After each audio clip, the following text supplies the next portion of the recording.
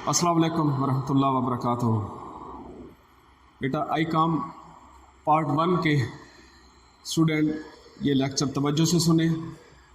ये आपका subject principle of commerce है, जो 75 मार्क्स का आपका सब्जेक्ट है। ये इसमें डिवीजन जो है मार्क्स की कैसे है, 15 मार्क्स के MCQs आएंगे और 18 शॉर्ट क्वेश्चन आंसर अटैम्प्ट करने होंगे 36 मार्क्स के, और 3 लॉन्ग क्वेश्चन आपने अटैम्प्ट करने हैं। एक लॉन्ग 8 मार्क्स का है, 24 मार्क्स के टोटल लॉन्ग क्वेश्चन हो जाएंगे। अगर इनको टोटल करें तो 75 मार्क्स का आपका ये पेपर बनता है और बड़ा ही आसान और इम्पॉर्टेंट सब्जेक्ट है, क्योंकि कई एक आपके सब्जेक्ट जो हैं अकाउंटिंग है, बैंकिंग है, बिजनेस है, इकोनॉमिक्स है, इंग्लिश है, इसी की ब्रांचेस हैं सारी है।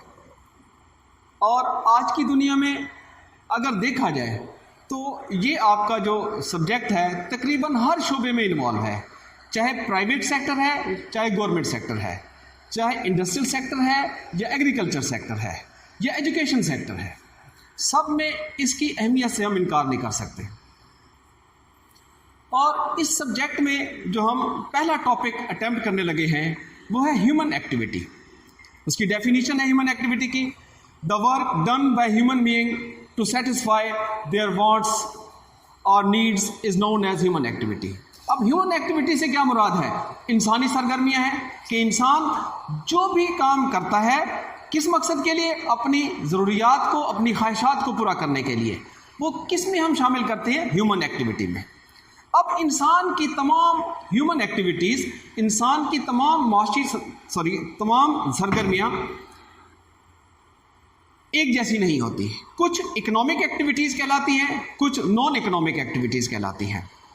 अब इकोनॉमिक एक्टिविटीज़ की डेफिनेशन क्या है कि हमारी वो तमाम सरगर्मियाँ जो हम माशी मकासद हासिल करने के लिए, एक दुनियावी मकसद हासिल करने के लिए, दुनियावी दौलत हासिल करने के लिए परफॉर्म करते हैं, वो इकोनॉमिक एक्टिविटी है। मसलन मैं कोई बिज़नेस स्टार्ट करता हूँ किस मकसद के लिए? कि मैं मुनाफा कमाऊँ। ये इकोनॉमिक एक्टिविटीज़ कहलाती हैं। इकोनॉमिक एक्टिविटीज़ की जो अक़साम हैं वो 3 हैं। सबसे पहला बिजनेस, दूसरा प्रोफेशन, तीसरा एम्प्लॉयमेंट। बिजनेस जो है इससे मुराद क्या है कि हम जो भी सरगर्मियां परफॉर्म करते हैं मुनाफा कमाने के लिए और वो कानूनन जायज़ सरगर्मियां हों, वो बिजनेस के ज़ुमरे में आती हैं। दूसरा हमारा पॉइंट इसी के अंदर है इकोनॉमिक एक्टिविटी का, प्रोफेशन। हम अपनी एक्सपीरियंस और ट्रेनिंग की बिना पर कोई पेशा इख्तियार कर लेते हैं, और वो पेशा किस मकसद के लिए? मुनाफा हासिल करने के लिए। तो वो किस में शामिल होगा? प्रोफेशन में। मसलन एक डॉक्टर है, एक टीचर है, एक इंजीनियर है, एक एडवोकेट है, वकील है। ये तमाम पेशे किसके अंडर आते हैं? इकोनॉमिक एक्टिविटीज़ के। तीसरा हमारा है एम्प्लॉयमेंट। एम्प्लॉयमेंट से मुराद ये है कि अगर हम प्री डिटरमाइंड, पहले से तय की हुई शराइत पर कोई काम करते हैं तो वो क्या कहलाता है? एम्प्लॉयमेंट, रोज़गार कहलाता है। मिसाल के तौर पर मैं कहीं जॉब करता हूँ, मैं सैलरी पहले डिटरमिन कर देता हूँ कि मेरी सैलरी कितनी होगी, तो उसके एवज जो मैं सरगर्मियाँ परफॉर्म करूँगा वो क्या कहलाएंगी? एम्प्लॉयमेंट कहलाएंगी। इसके बाद दूसरा पॉइंट जो है ह्यूमन एक्टिविटीज़ का, non economic activities. Non economic से मुराद क्या है? ये अपोजिट है उसके इकोनॉमिक एक्टिविटीज़ के, कि ऐसी सरगर्मियाँ जो हम परफॉर्म करते हैं किस मकसद के लिए? दुनियावी फ़ायदा, मसलन दौलत हासिल करने के लिए, मुनाफा हासिल करने के लिए परफॉर्म नहीं करते। इसकी भी टाइप्स हैं, religious, parental, patriotic, social. Religious फ़र्ज़ किया हम मजहबी कोई परफॉर्म करते हैं एक्टिविटीज़, मिसाल के तौर पर हम नमाज़ पढ़ते हैं, हमारा मकसद ये नहीं है कि हमें मुनाफा मिलेगा, दौलत मिलेगी फौरी तौर पर। हम रोज़ा रखते हैं, इसका भी मकसद ये नहीं है कि फौरी तौर पर हमें पैसा मिलेगा, दौलत मिलेगी। तो ये सरगर्मियाँ नॉन इकोनॉमिक एक्टिविटीज़ कहलाती हैं।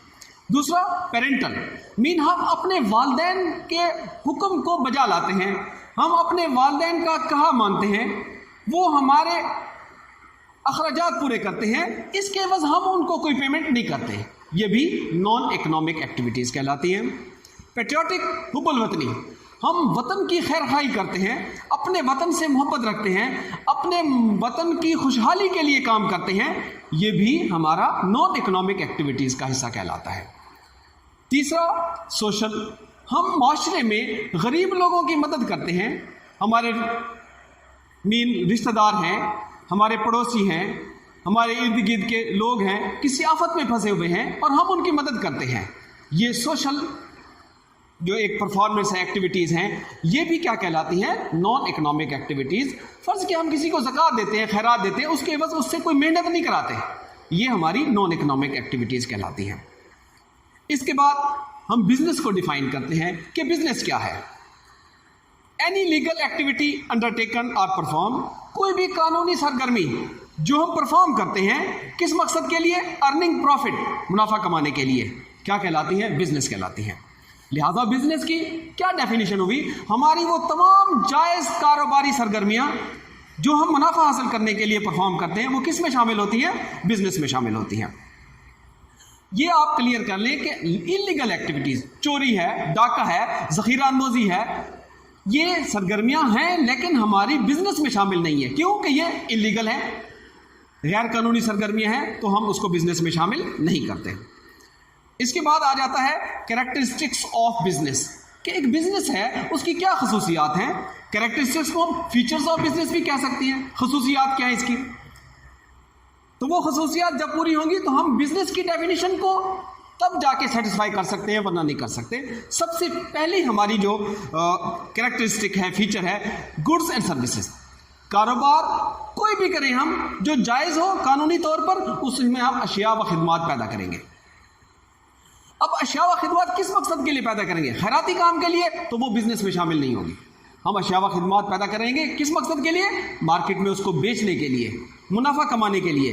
ये सारी सरगर्मियाँ फिर किस में शामिल हो जाएंगी? बिजनेस में शामिल हो जाएंगी।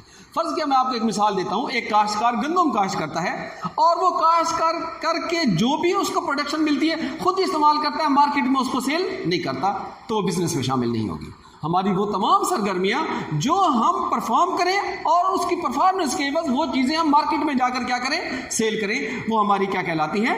बिजनेस की एक्टिविटीज़ कहलाती हैं। दूसरा पॉइंट बिजनेस एक्टिविटीज़ का, प्रॉफिट मोटिव।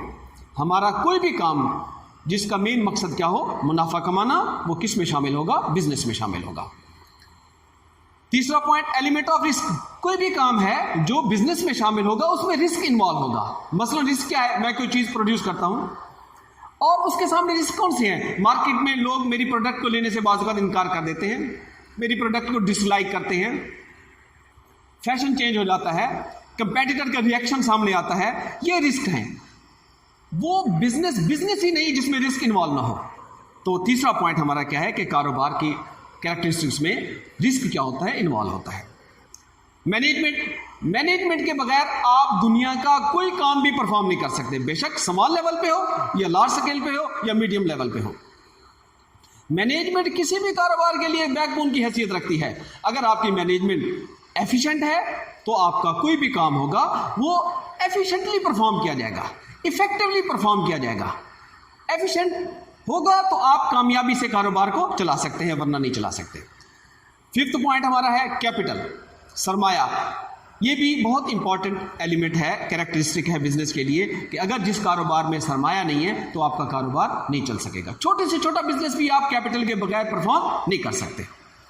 और कैपिटल दो तरह के इंसान को हासिल हो सकते हैं, एक अपना पर्सनल ओन कैपिटल, दूसरा अगर कारोबार के लिए ओन कैपिटल से रिक्वायरमेंट पूरी नहीं हो रही तो हम उसको किससे पूरा कर सकते हैं? उधार लेकर, लोन लेकर, वो किसी बैंक से भी ले सकते हैं हम लोन, ताकि हम अपने कारोबार की कैपिटल की रिक्वायरमेंट को क्या कर सकें? पूरा कर सकें। 6 पॉइंट कैरेक्टरिस्टिक्स में एम्प्लॉयमेंट है। कारोबार कोई भी करेंगे इसमें एम्प्लॉयमेंट अपॉर्चुनिटीज होती हैं। एम्प्लॉयमेंट किसके लिए? खुद ऑनर के लिए भी इसमें एम्प्लॉयमेंट है कि वो अपना पैसा इन्वेस्ट कर रहा है और रोजगार हासिल कर रहा है। दूसरा, कई लोगों को वो हायर करेगा, उसको भी एम्प्लॉयमेंट की सहूलियात मिलेंगी, रोजगार की सहूलियात मिलेंगी। तो बिजनेस से ना सिर्फ ऑनर को एम्प्लॉयमेंट मिलता है बल्कि उसके एम्प्लॉइज को भी रोजगार के जराए मिलते हैं, वर्कर्स को भी रोजगार के जराए मिलते हैं। 7 पॉइंट रेगुलर ट्रांजैक्शन। कोई भी काम हो, बिजनेस हो, उसके लिए लाजमी है रेगुलर आपका ट्रांजैक्शन होती रहे। फर्ज किया एक स्टूडेंट है, वो 10th क्लास के पेपर दे देता है, उसके पास किताबें जो उसकी इस्तेमाल शुदा होती है वो मार्केट में जाके सेल करता है, वो एक दफ़ा जाएगा, 2 दफ़ा जाएगा, इसको हम बिजनेस में शामिल नहीं करते। बिजनेस के लिए कि रेगुलरली वो किताबें परचेज करे, फिर उसको मार्केट में क्या करे, सेल करे, तो हम उसकी इस एक्टिविटी को क्या करेंगे, बिजनेस में शामिल करेंगे।